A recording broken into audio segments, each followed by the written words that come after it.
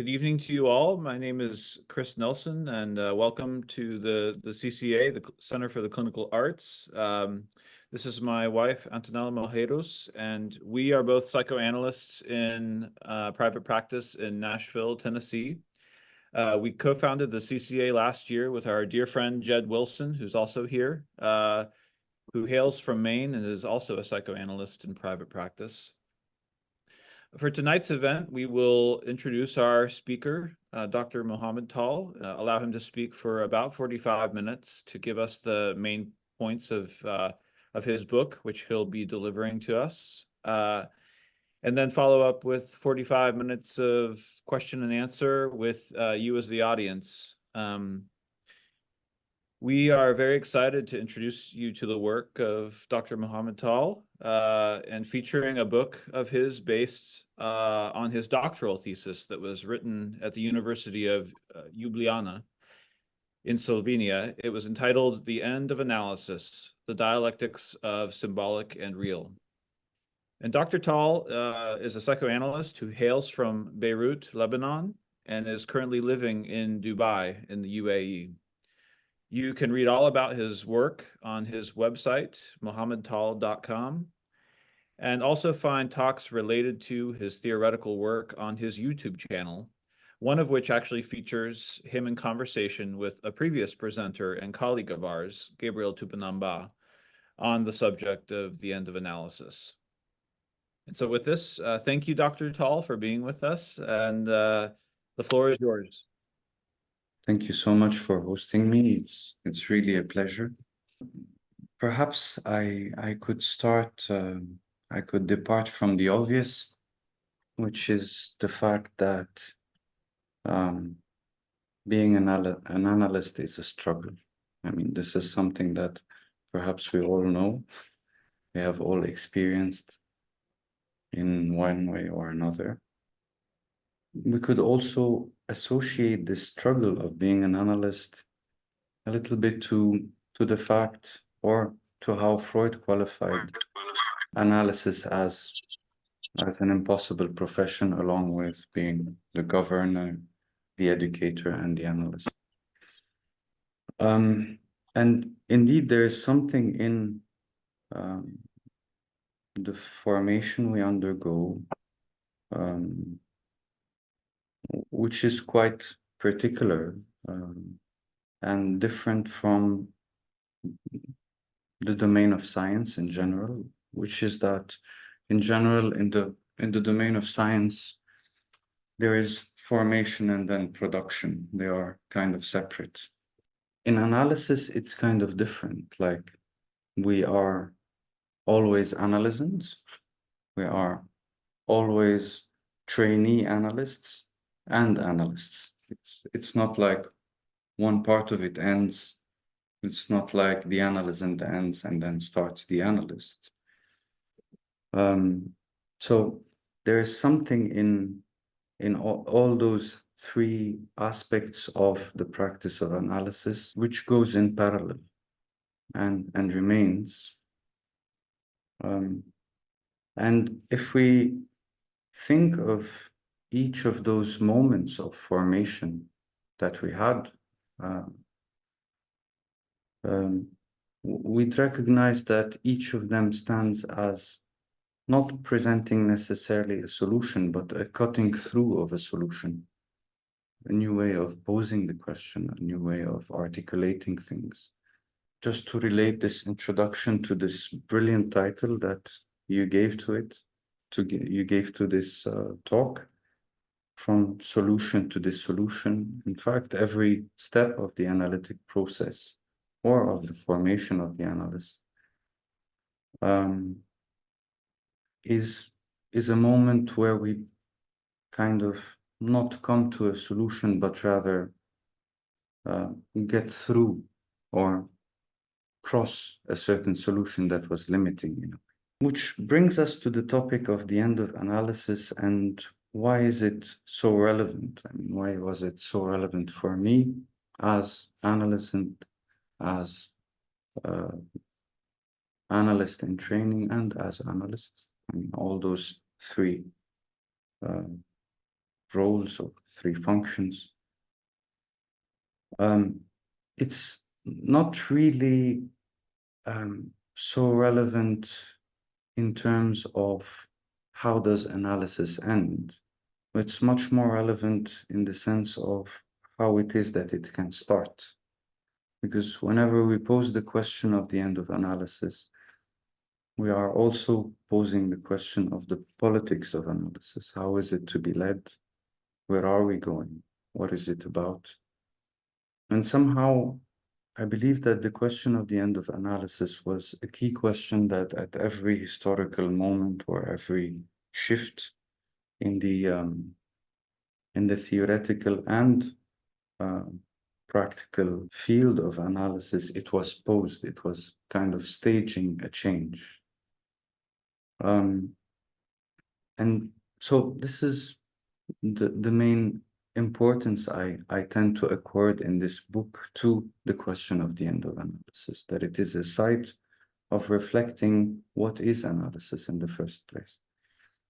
And again, reinventing it again.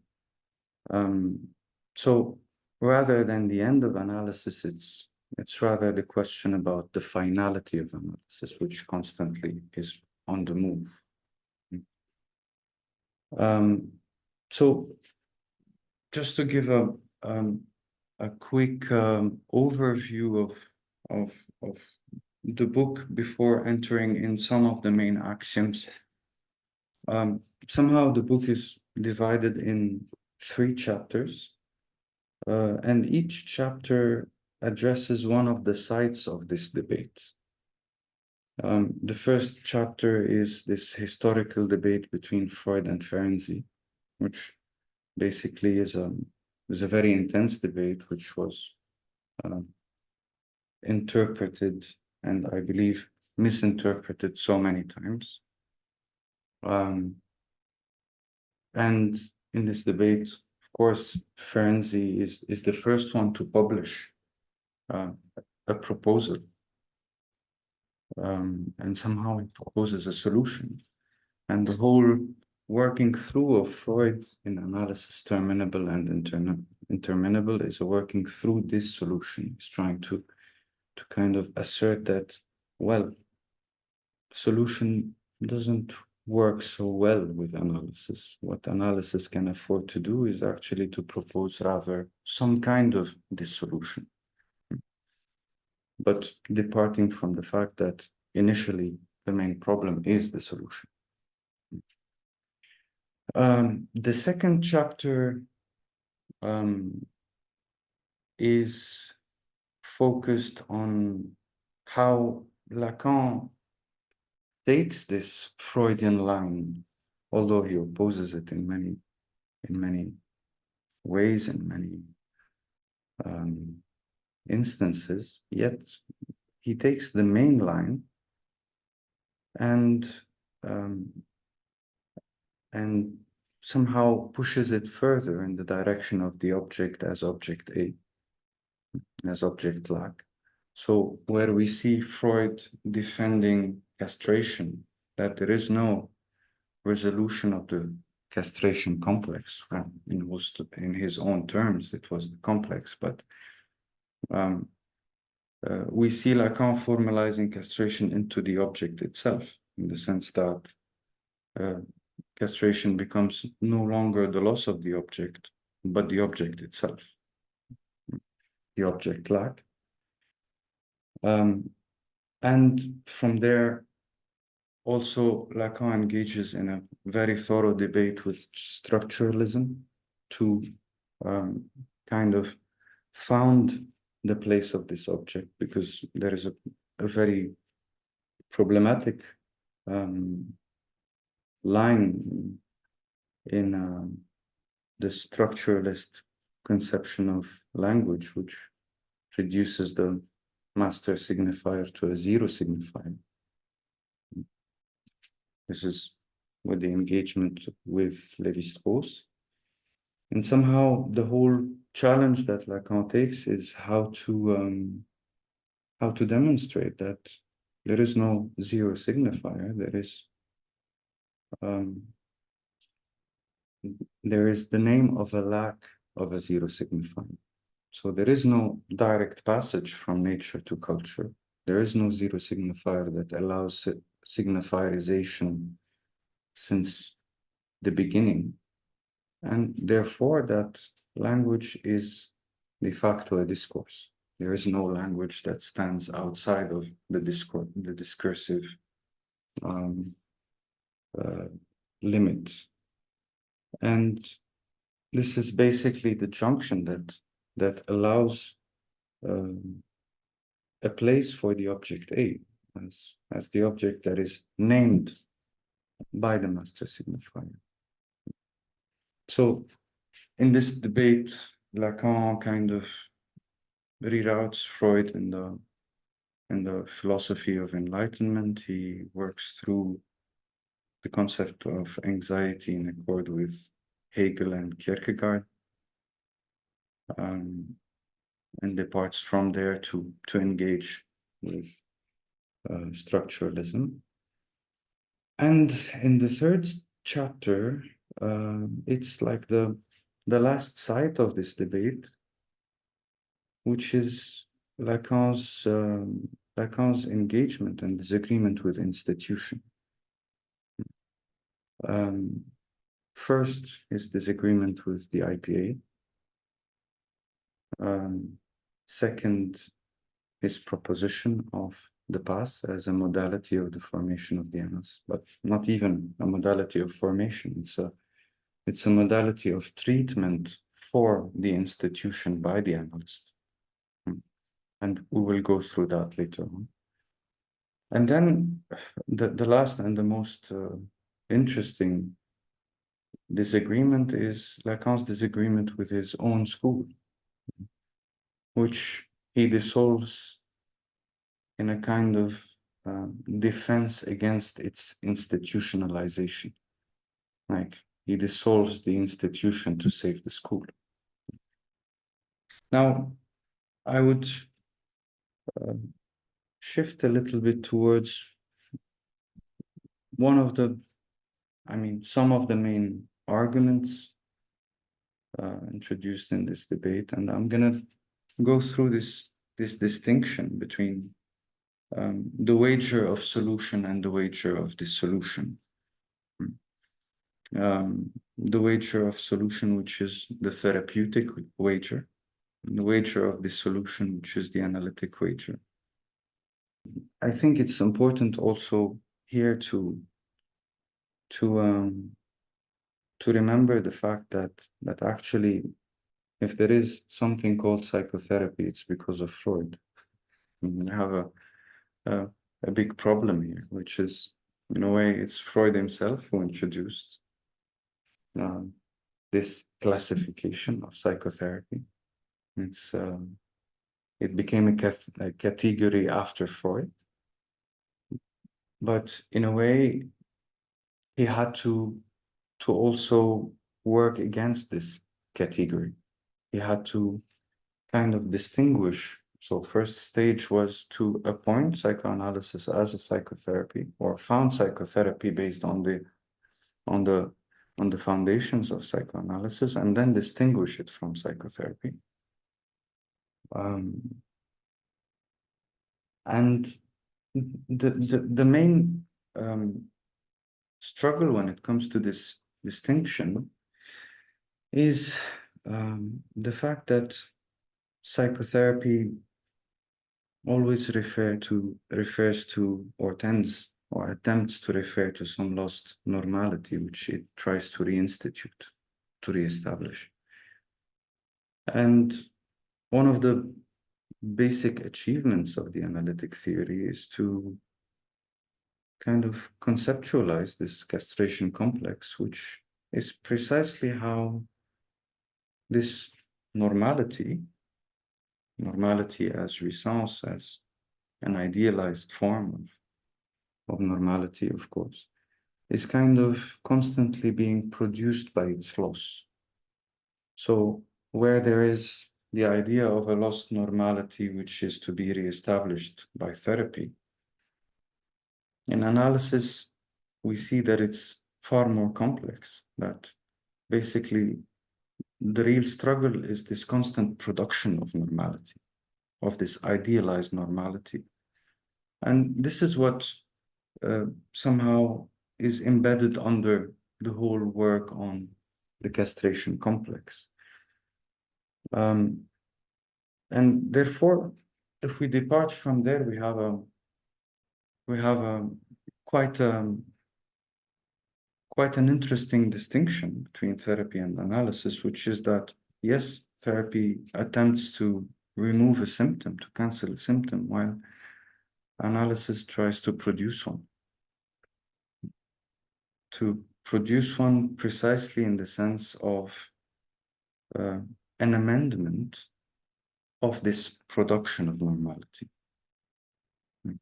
not a resolution of it, because that would be also falling back in therapeutics, yet an amendment, an articulation, a knot.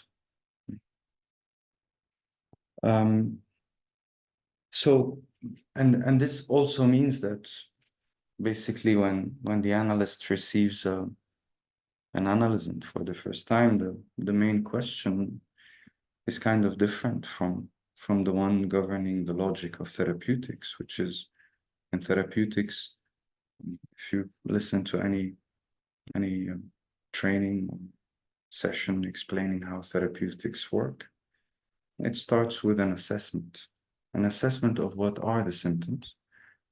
And basically what is directing the listening of the analyst is rather the opposite question of what is it that is not yet a symptom? What is it that fails to be a symptom, in a way? And which generally is which generally falls back into anxiety, which generally falls back to what is called by therapeutics as symptom. So, in a way, if therapeutics address the symptom as a failure to conform to some norms of normality, analysis kind of departs from addressing them as a failure to amend those norms of normality. So, in a way, the symptoms' real attempt is to amend those norms. And somehow the work of analysis kind of unfolds in this direction. How is it that we can amend this fantasy of normality? Or how is it that we can relate to it differently, inhabit it differently? If we look at the translation of those general lines of the debate that I just mentioned in the debate between Freud and Ferenczi, somehow Ferenczi's proposal is, which also departs from Freud, from rather the earlier Freud. Ferenczi kind of defends this idea of a successful mourning. The way that Freud responds to that, and also in Lacan's work later on, is that, well, acceptance of castration is a bit of a fantasy, but what we can do is rather inscribe it. So somehow the acceptance of castration is part of the fantasy of the complex. Yet there is an inscription of castration beyond the complex. Basically, Ferenczi is thinking of this acceptance of castration and of mourning departing from the partial object, while Freud is trying to underline a certain different quality of the object which exceeds the partial object, and which Lacan pushes further into the object as lack. Another foundational element is also how Ferenczi addresses this object as an object of attachment, while in Freud's treatment of the matter, and in Lacan's later treatment of the matter, the object is kind of presented as already being a separation from the other. And this is, we can see this very much far clearer in the reading of addiction today, for instance. I mean, is addiction really a question of attachment, or is it rather a separation? An attempt to get rid of the other, an attempt to function autonomously in this kind of fantastic autonomy away from the other.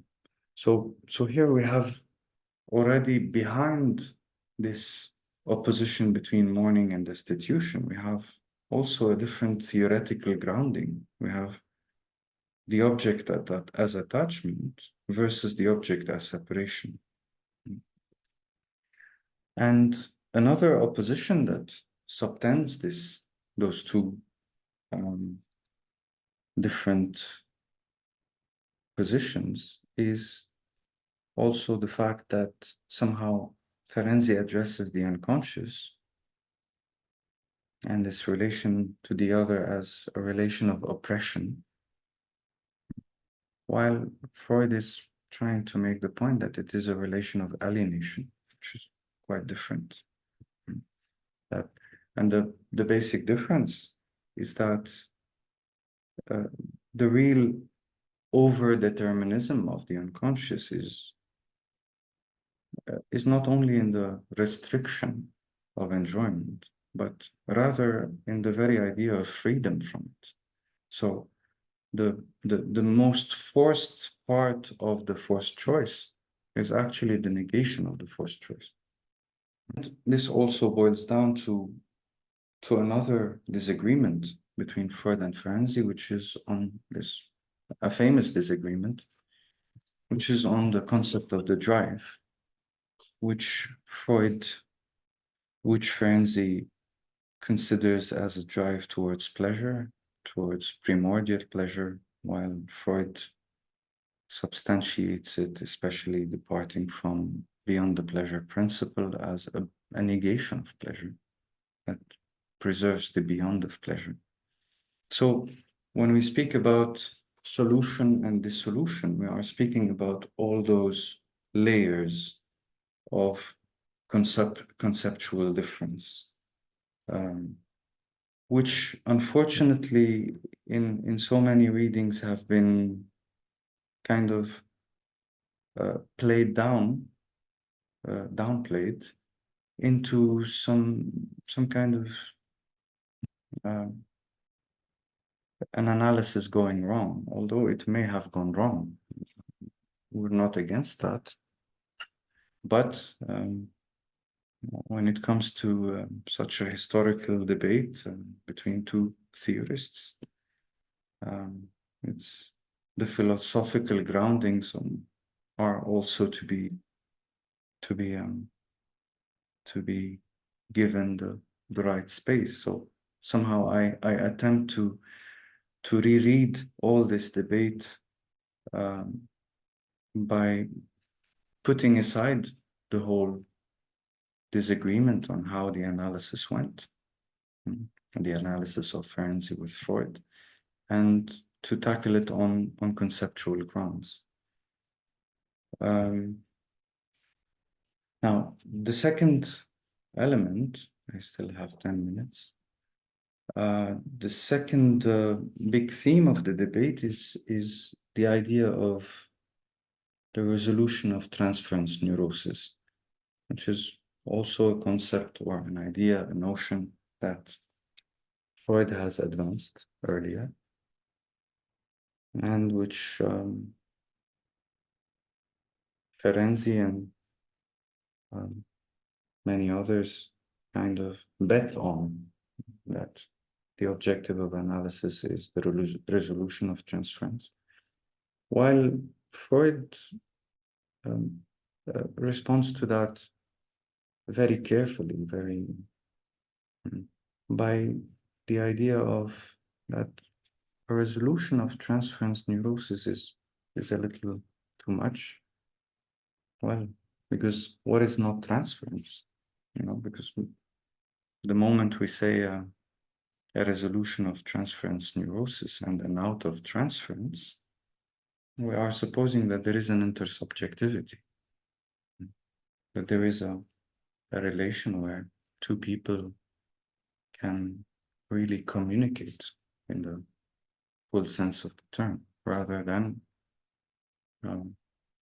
encounter each other by the means of signifiers and make of this encounter each what he can.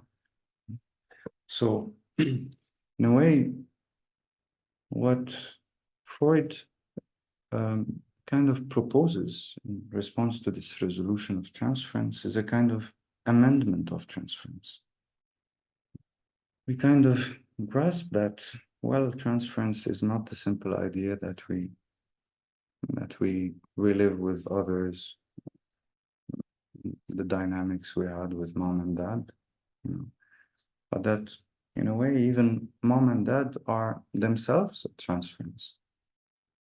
It's already a transference. The fact that we relate to the paternal in this and that way, and to the maternal in this and that way. So even those paternal instances and maternal instances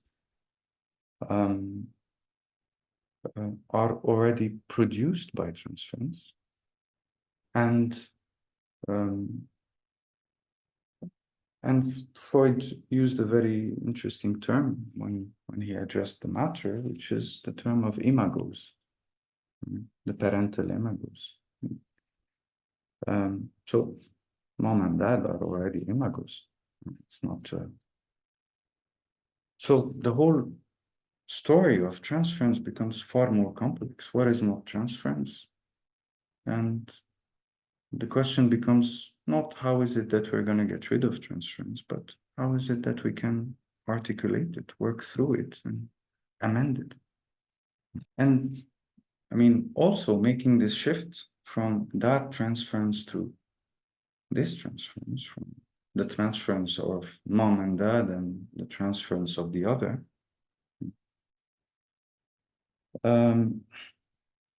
is also quite related to the concept of the unconscious. Because in this reading of transference, the first one, there's the idea that transference is a repetition of something that is already there. And it generally takes on the value of a communication, that this transference is a way of communicating a dynamic. While in fact, with Lacan and Freud's defense of his concept of the unconscious, there is rather a different kind of unconscious, which is not a communication, but rather a structure of signification which functions according to master signifiers, which brings us to the third side of the third theme in this debate, which is what the hell is interpretation? So this is a question that never gets old, and we never, I mean, we can just ask it in different forms constantly, and never even attempt. Asking the question is the best answer there is, but somehow the difference between those two lines, between solution and dissolution, is that when we think departing from therapeutics solution, we would address interpretation as a naming. While, in fact, if the unconscious is indeed a structure that functions in a certain way according to names, we realize that actually interpretation is rather an unnaming.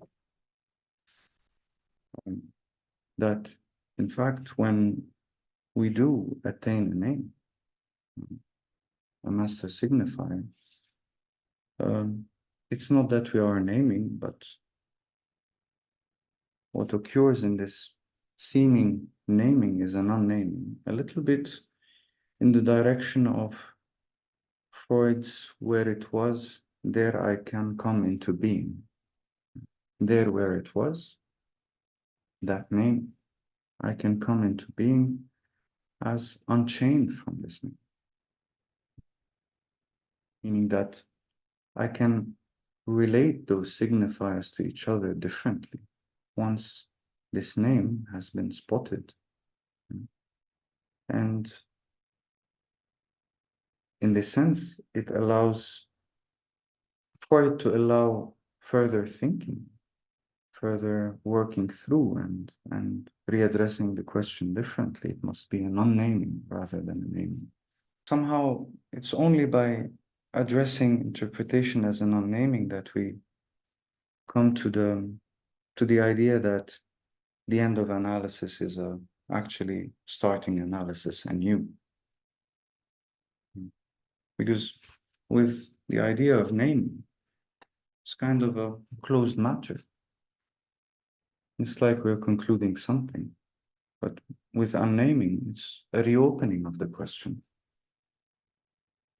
Departing from this idea that if the real product of analysis, if what it produces at every turn is an unnaming, then it cannot really function as a transmission in the classical sense of the term, as the transmission that occurs in the domain of science, as the transmission of a knowledge, because basically what it's doing is basically cutting through knowledge. Analysis kind of survives by reinventing itself, which is not just adding to itself additional layers of knowledge, but constantly producing breaks in this transmission. Breaks that allow it to allow us to go back to the beginning and start anew. Reconceptualize the whole sphere of psychoanalysis differently in every historical moment, confronted by every type of discourse and so on. And perhaps this is where we can introduce the procedure of Laplace, which, I mean, unfortunately was stigmatized as Lacan's formula for the selection of analysts or their formation and so on. But in fact, it's Laplace is a very interesting and problematic device, let's say, which is, when we read the October proposition closely, it's kind of fascinating because we kind of grasp that actually the instance that is undergoing the pass is the jury of agreement, not the passant. Because there is somehow the passant transmitting to the jury of agreement through the passer his whole experience of analysis, what he discovered through it, how it went, what was heard, what was unheard, the whole discovery. And there is this jury of agreement who actually has the job of agreeing on this pass, to consider him an analyst of the school only if he manages to amend their own knowledge, basically to make them hear what they haven't heard before. Something that they were blind to. And somehow the whole job of the pass is to operate an amendment of the psychoanalytic knowledge, which occurs precisely within the jury of agreement. Somehow there is one line in the last page of the October proposition where Lacan writes, the procedure of the pass is a kind of submitting the master to the trial that purifies it from fiction. It's basically through amending this knowledge, by which somehow the discourse of the master is switched again into a discourse of the analyst. So there's only this kind of amendment of knowledge that can make the discourse of the master fall back into a discourse of the analyst. And this is something that must kind of be repeated every time, be constantly repeated. A little bit like Freud's earlier formula of that every analyst must undergo analysis every 5 years, which is an indication that was Freud's own way to kind of formulate that, well, the discovery of the unconscious, in the aftermath of it, it becomes the unconscious itself. It becomes a new unconscious, which requires another interpretation. And similarly, the discourse of the analyst becomes a discourse of the master and then requires another interpretation to turn back into a discourse of the analyst. And somehow this is the function of the past, which is precisely to introduce moments of dissolutions in this flow of transmission. And to make sure that analysis does not become a solution, as in the discourse of the master, or that the society or the analytic school does not become an institution, which supposes a solution as well. I would also leave things on a last line, which also the book ends on, and which I haven't explored further, but I would love to explore further, which is this very particular category that was invented in all this procedure of the passer. I mean, the passer is an element of this whole procedure which kind of seems quite marginal, is never spoken about, is, it's either the passant or the jury, or. But I believe that in this new category that Lacan proposed or defined in the October proposition, I believe it has something quite strong, quite solid there, because in a way, an analysis ends with the analysand kind of realizing that the analyst was analyst by transference, was appointed by transference, but what remains of him after the analysis is the fact that he was a passer. It's the fact that he kind of allowed a certain amendment. So there's a great deal of the role of the analyst, which is the subject supposed to know, which is a fact of transference. But what occurs in analysis and through analysis and after analysis is that this subject supposed to know kind of leaves the analyst to become something else. But what remains from the analyst is this function that he has been a passer.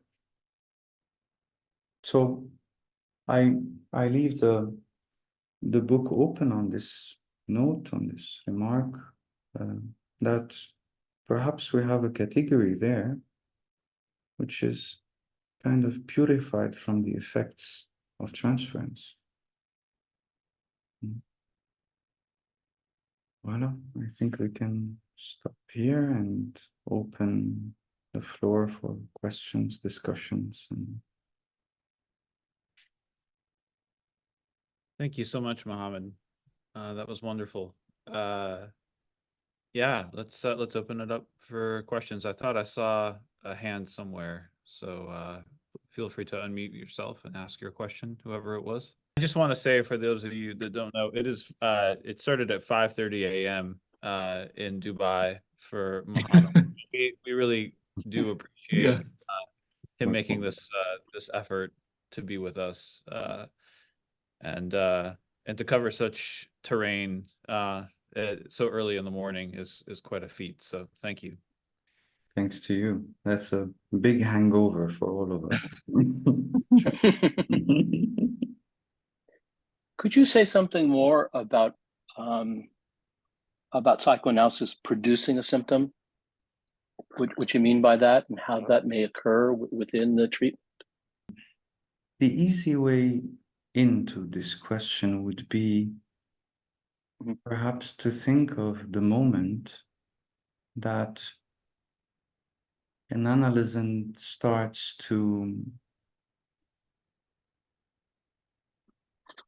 follow his desire and starts to make choices that he didn't used to make before, that are not choices which grant him this guarantee of the ideals by which he functioned before. Like, this is a way of picturing it departing from practice.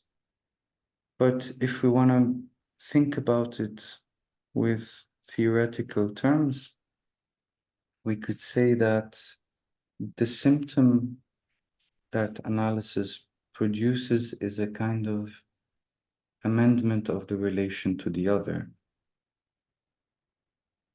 which allows the subject to relate to the other in a different form and with a different kind of handling, meaning anxiety and so on.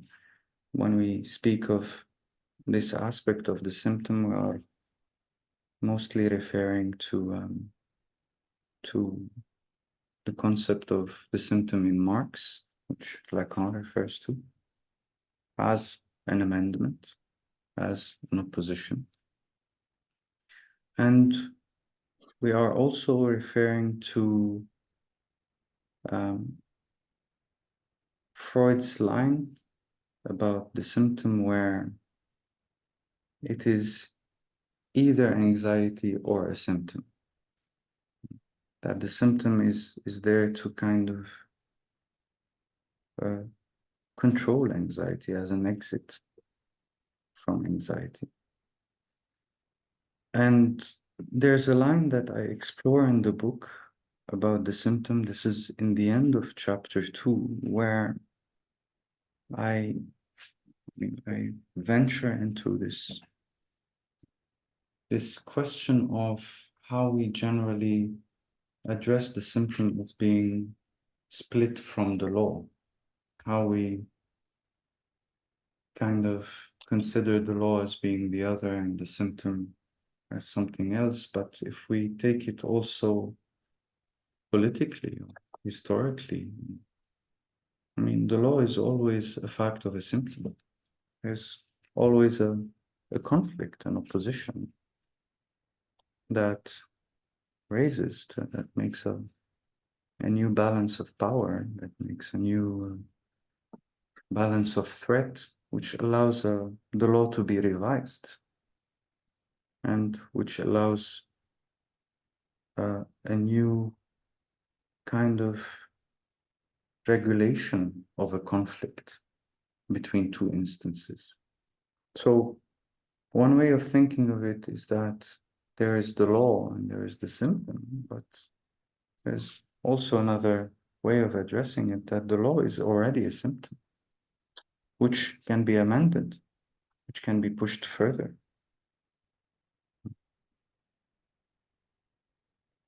I hope I managed to answer through some different line.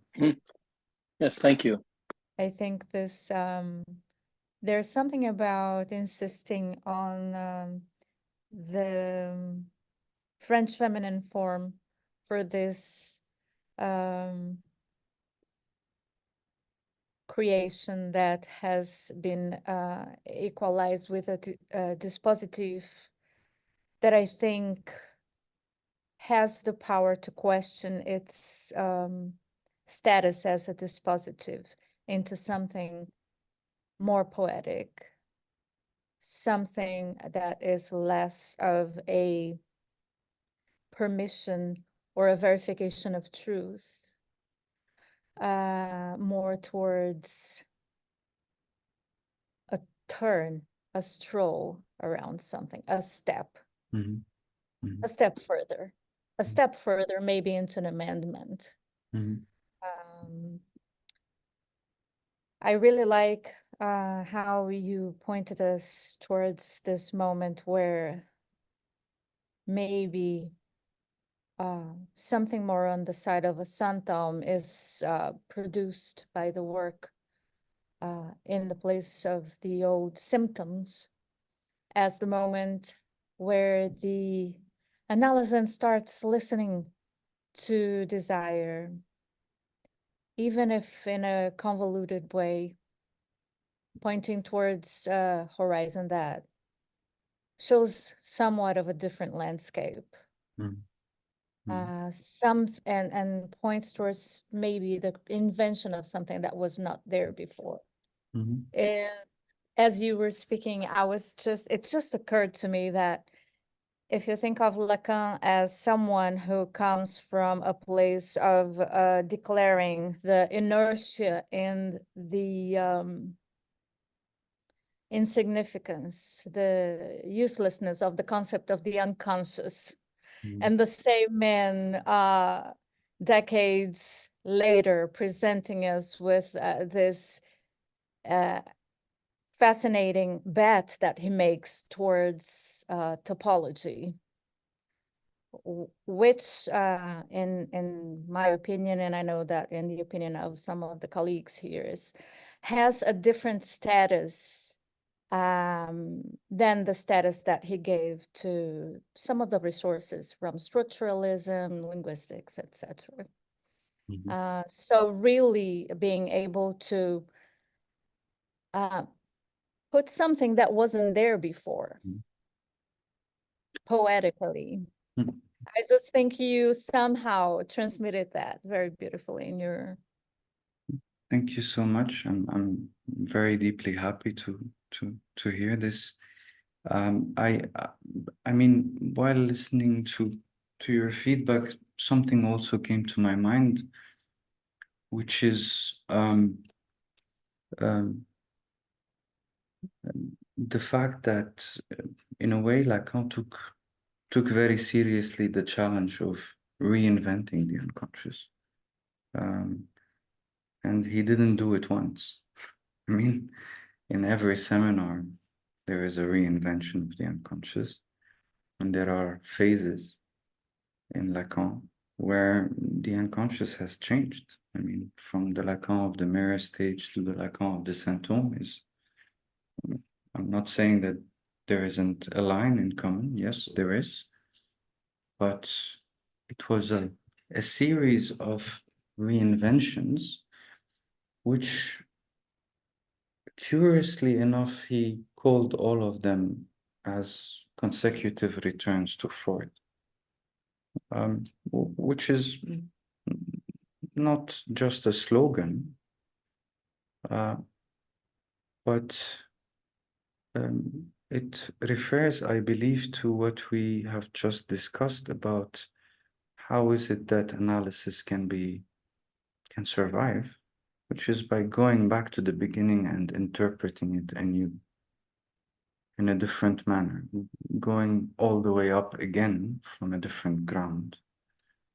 And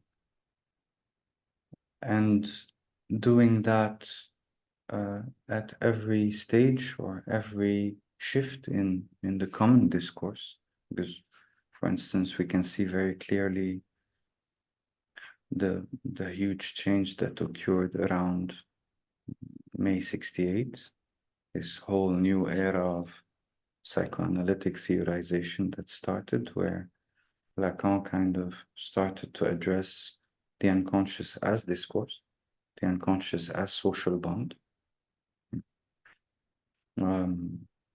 So it's so I believe that there are two essential points there. On the one hand, that it cannot but be reinvented, otherwise it's no longer useful, it's useless. It cannot articulate the discourse of today if we do not reinvent it. And second, that its reinvention is always going back to the beginning and departing anew. It's always a return to Freud.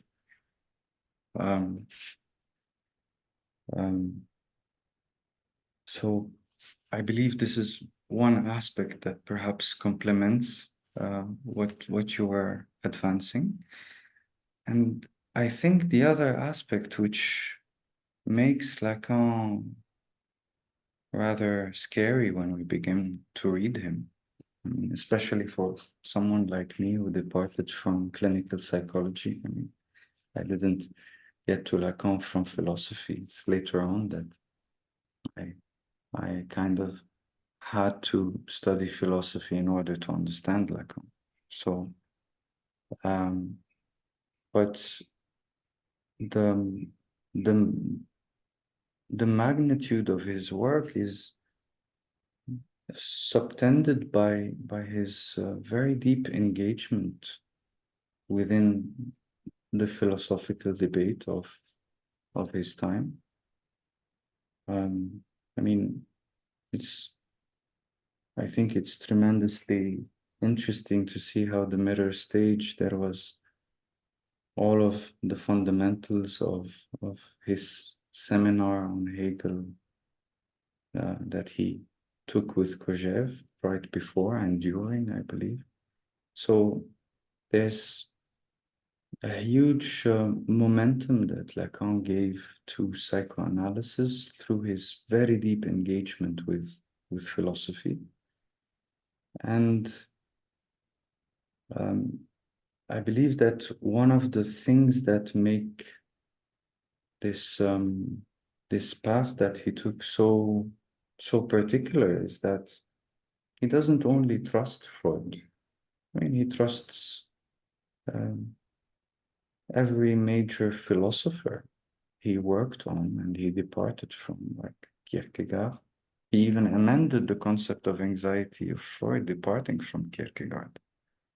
So rather than keeping this line of division between philosophy and psychoanalysis, he kind of took fundamental theories in the philosophy of Enlightenment as being basically the roadmap for psychoanalysis. And it's in the sense that he kind of re-anchored Freud in the project of Enlightenment. So I believe this is one of the aspects that really make his trajectory a kind of a marvel. Yeah. So there was two things, actually. One is, if you talk about interpretation in psychoanalysis as being an unnaming. Mm-hmm. And I'm wondering if you may have an example of that, where one could fall perhaps into being, quote, psychotherapeutic, into being a naming, and a choice you might have made in your practice where you were clear, or your action was an unnaming. The other question I have a number of Muslim patients suddenly in the last couple of years. And I'm wondering if you have any suggestions or insights in if in fact you function differently at all as an analyst with a Muslim patient, perhaps as different from Jewish, Christian, Western. So those are two, Okay, for the first question, it's a little bit hard to remember an example where I could substantiate this. Let's say that in general, the line of intervention in, like, let's take the example of psychiatry, to take the most exemplary form of therapeutics.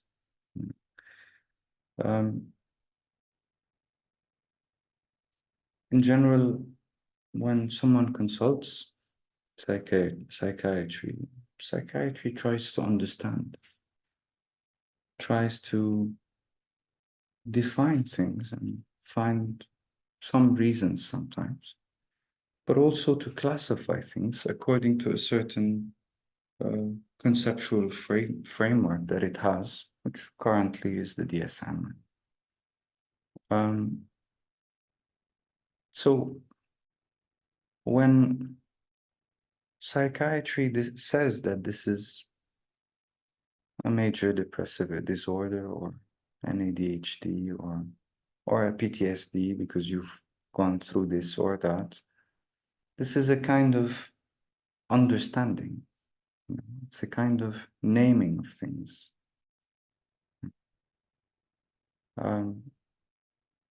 While what occurs in analysis is rather the reverse. Basically, it's the analysant coming to analysis with an explanation, with a diagnosis.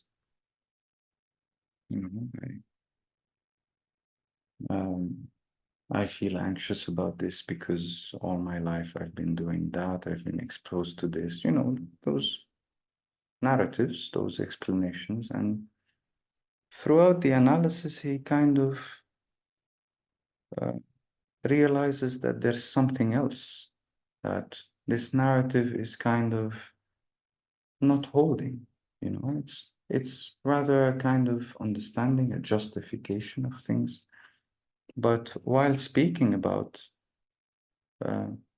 why he feels anxious about this or that, he kind of stumbles on a word, the analyst picks it up, he asks him a question, something, which has the value of an interpretation, and then from there occurs a sort of construction later on. And in this construction,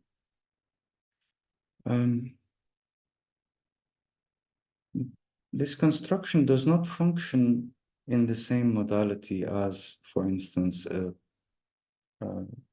psychiatric diagnosis functions. Doesn't function that I am like this because I've been through this or that. It's rather a realization of how he related to something and how his logic was processing something. What discourse was governing how he's relating to things.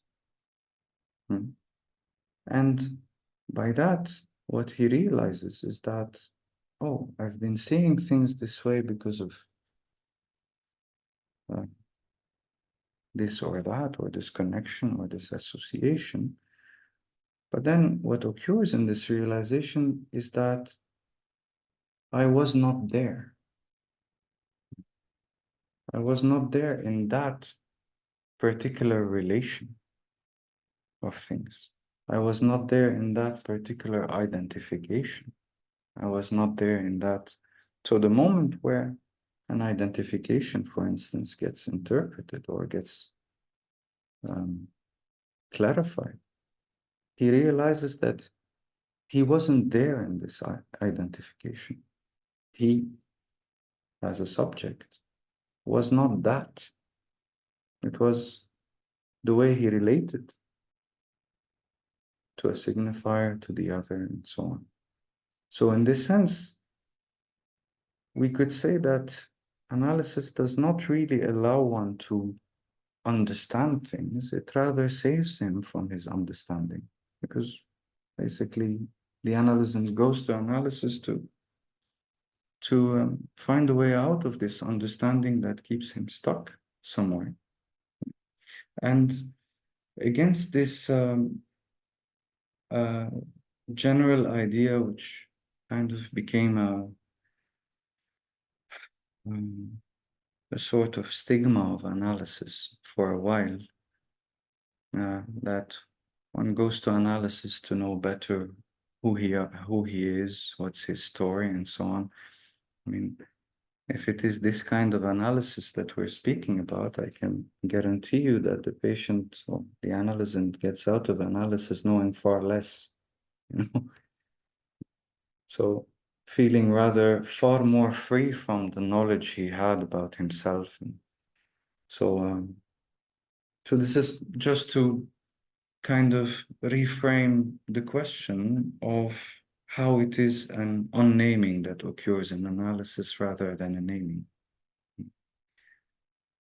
As for the second question, it's quite a difficult question because indeed each patient that we receive, each analysand that we work with, is coming with a cultural set, with some very particular properties of how it is that the law functions and how it is that the relation to enjoyment is defined. And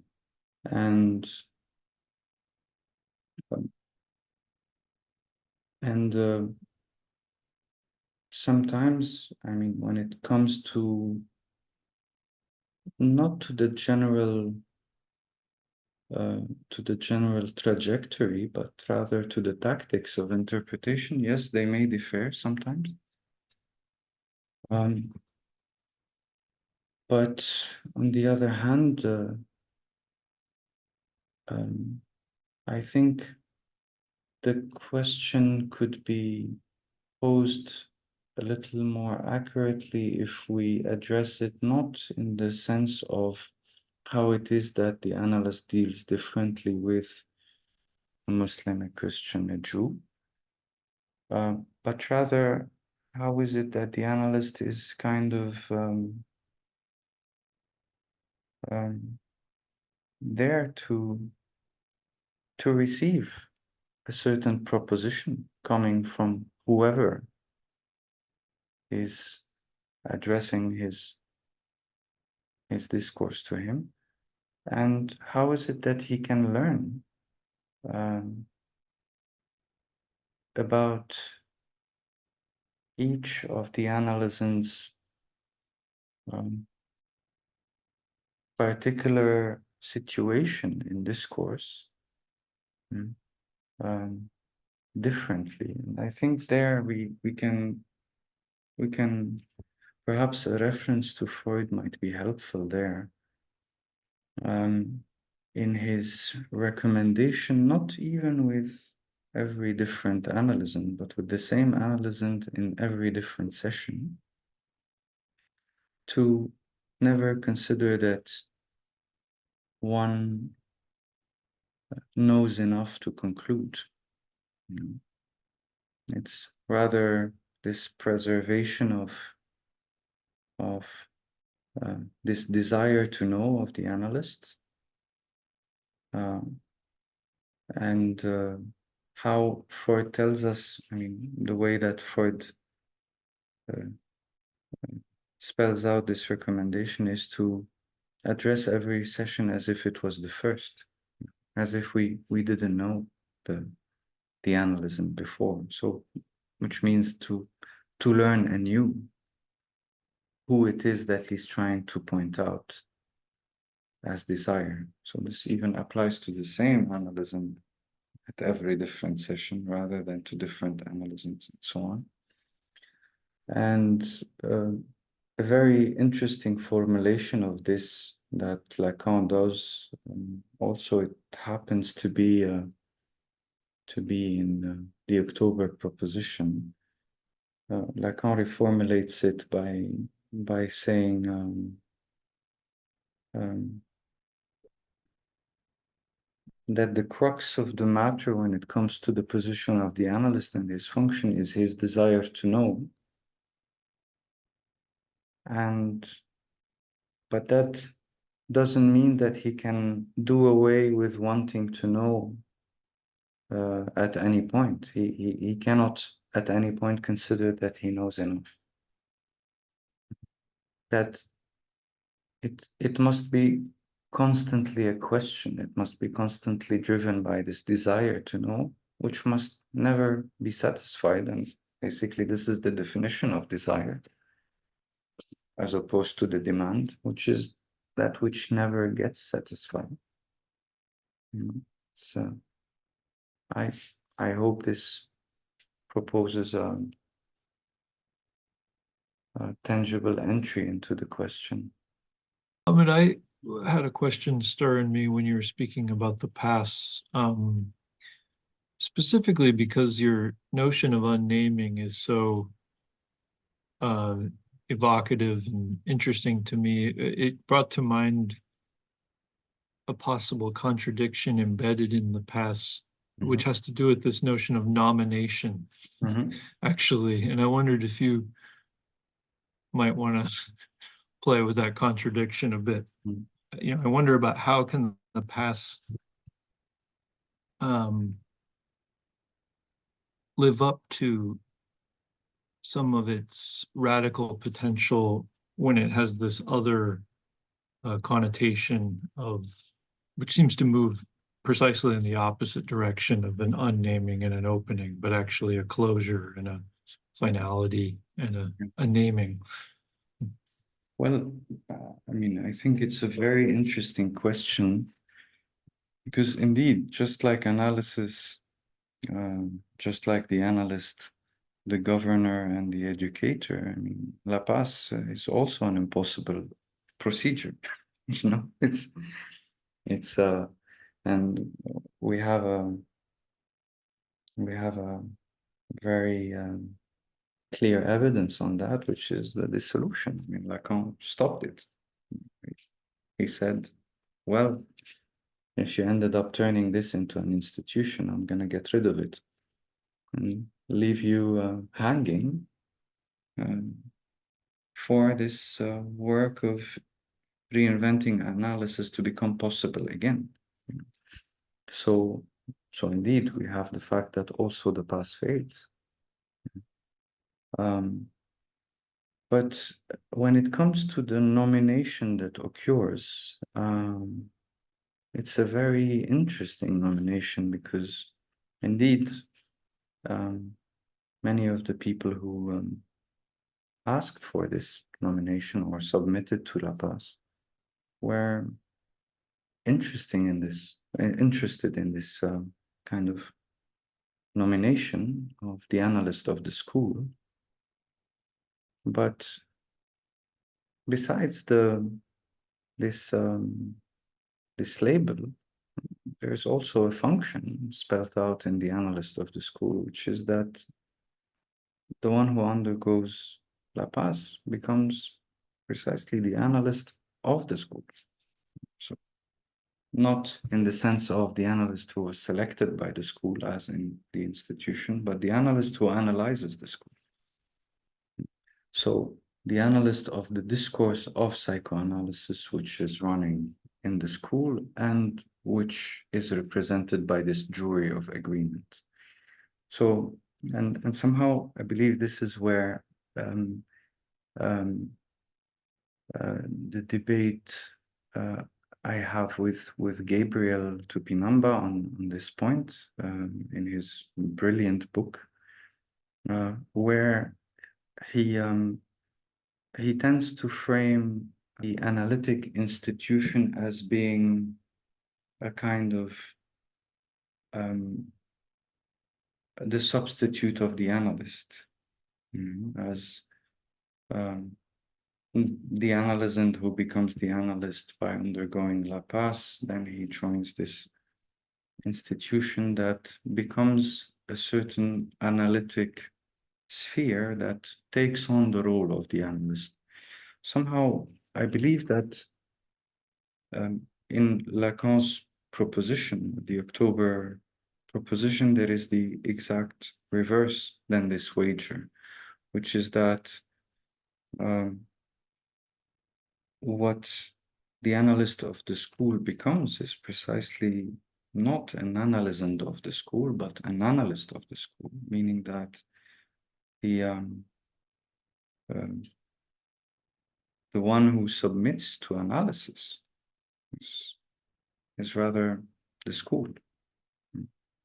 So indeed there is a nomination of someone at the end of this procedure as being analyst of the school, and it occurs only if he manages to produce an unnaming that allows to reinvent psychoanalysis, allows all those people sitting in the jury of agreement to realize some deadlock that was there in the theoretical context and their discourse, and to add to it.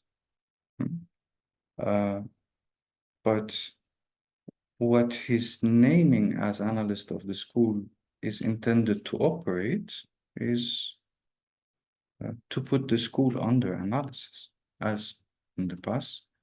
Yet, with all that, it fails, you know. So Miserably. That's really nice. That's very helpful. Thank you. Thank you. Thank you.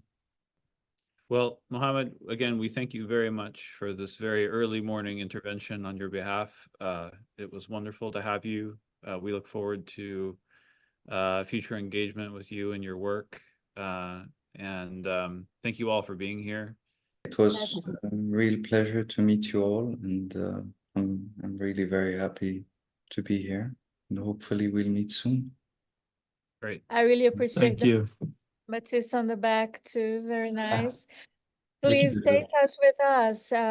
However, not only Mohamed, but all of you stay in touch through social media and however, website and however you can. Thank you so much for here. Thank you. Thank you. Good night, everyone. Good night. Thank you.